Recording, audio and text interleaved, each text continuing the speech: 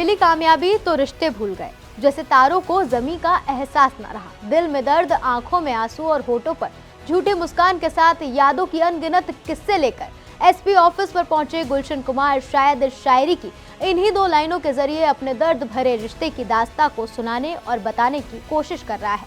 गुलशन ने बताया कि 2016 में जिस लड़की से उसने प्यार किया था, कोर्ट मैरिज कर पत्नी बनाया था, आज वही बेवफाई की सारी हदें पार कर रही है।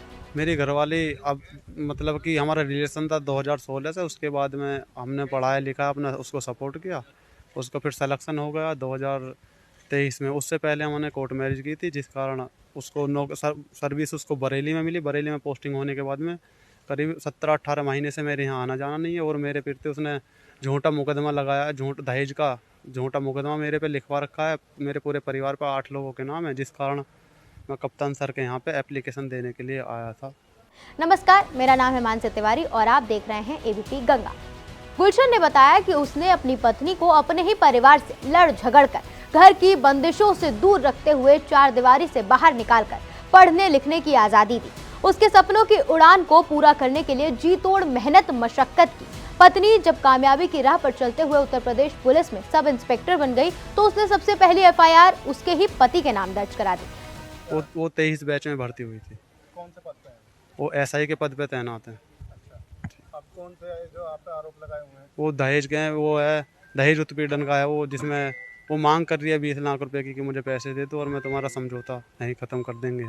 हम नहीं दे सकते पैसे, ना ही हमारे पास हैं, हम गरीब लोग हैं, हम कहाँ से देंगे। हम खुद पढ़ाई करने लगे हैं अब। तो शादी के बाद आपने उनको पढ़ाया था? हाँ, शादी के बाद में। तो फिर जो बात बिगड़ी आपकी वो कैसे बिगड़ी? किस बात को लेकर? वो अचानक हो गई थी, वो थोड़ी आपस में विवाद चल रहा था। मैंने उन्हें बुलाने की कोशिश की, वो मेरे यहाँ आना जाना उनको नहीं है। आरोप भी ऐसा लगाया जिसे सुनकर और जानकर हर कोई हैरान रह जाए। गुलशन ने कहा कि जिस लड़की से कोर्ट मैरिज के दौरान दहेज का 1 रुपया भी नहीं लिया गया, आज वही दरोगा बनने के बाद दहेज उत्पीड़न का आरोप लगाकर अपनी जान का खतरा बता रही है। लड़के के पिता और नंद नंदोई के द्वारा उसे प्रताड़ित किए जाना बता रही है।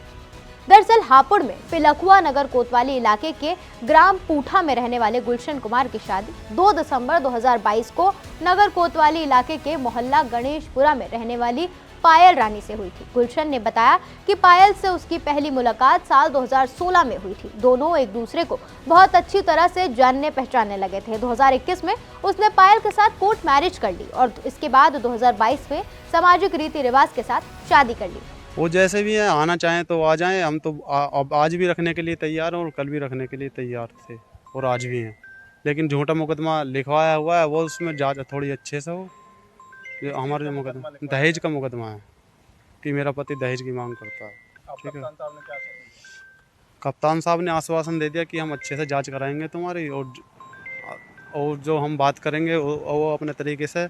वो सर ने बोल दिया कि हम आपकी मदद करेंगे, हम ऐसा गलत नहीं होने देंगे आपके साथ में, क्योंकि आपने कोर्ट मैरिज किया, कोर्ट मैरिज में दहेज की मांग नहीं कर सकते। गुलशन ने बताया कि 2023 में पायल का सिलेक्शन उत्तर प्रदेश पुलिस में सब इंस्पेक्टर के पद पर हो गया और ट्रेनिंग के बाद उसकी तैनाती बरेली में हो गई।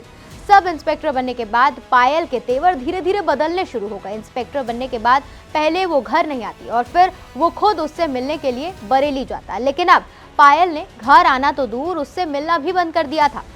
हालांकि इधर पायल का आरोप है कि गुलशन से शादी के समय उसके पिता ने हैसियत के मुताबिक दहेज में 48 जोड़ी कपड़े के साथ सोने चांदी का सामान दिया था।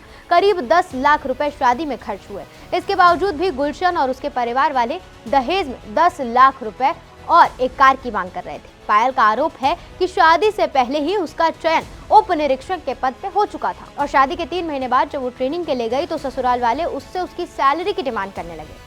पायल का आरोप है कि जब उससे सैलरी देने से मना किया तो गुलशन ने उसके कमरे में आकर न सिर्फ गाली गलौज की बल्कि मारपीट तक की।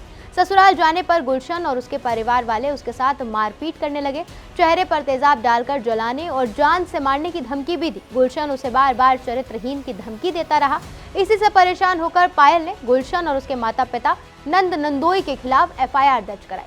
मामला अब पुलिस तक पहुंच चुका है। देखना यह है कि आगे क्या सच्चाई सामने आती है।